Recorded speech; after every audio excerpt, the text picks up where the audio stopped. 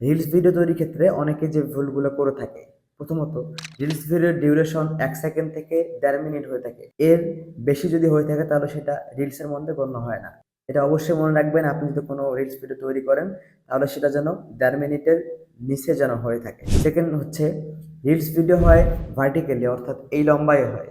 আপনারা যদি হরিজন্টালি অর্থাৎ ইউটিউব সাইজের যে ভিডিওগুলো হয় এরকমভাবে আপনারা আপলোড করেন তাহলে সেটা রিলসে কাউন্ট হয় না। তাই অবশ্যই আপনারা ভিডিও আপলোডের ক্ষেত্রে বা শ্যুট করার ক্ষেত্রে আপনারা ফ্রেম রেট অনুযায়ী ঠিক করে আপনারা ভিডিও করবেন বা এডিট করবেন। এবং অনেকেই ফেসবুক থেকে সরাসরি এটা আপলোড দেয়, এটা আপলোড দেওয়া যায়, কিন্তু প্রফেশনাল ওয়ে হচ্ছে আপনি ফেসবুক বিজনেস সুইট ইউজ করে সরাসরি আপনি সেখান থেকে আপলোড দিবেন। তখন আপনার ভাইরাল হওয়ার চান্স এবং নিয়ম অনুযায়ী তাদের গ্রোথ, তারা সিস্টেমটা বেশি বাড়ায় দেবে। তাই অবশ্যই ফেসবুকের যে কোনো পোস্টের ক্ষেত্রে আপনারা বিজনেস মেটা শুট ইউজ করবেন। এবং সর্বশেষ হচ্ছে, ফেসবুকে রিলস আপলোড করার ক্ষেত্রে অনেকেই বিশাল টাইটেল বা ডিসক্রিপশন অনেক কিছু লিখে দেয়, যেটা রিলসের ক্ষেত্রে তেমন কোনো প্রযোজ্য না এবং এটা ভালো কিছু না। তাই রিলসের ক্ষেত্রে আপনারা সর্বোচ্চ চেষ্টা করবেন খুব ইফেক্টিভ এবং শর্ট করে টাইটেল দেওয়ার জন্য, এবং সেই টাইটেল অনুযায়ী আপনার কিছু হ্যাশট্যাগ ইউজ করার জন্য।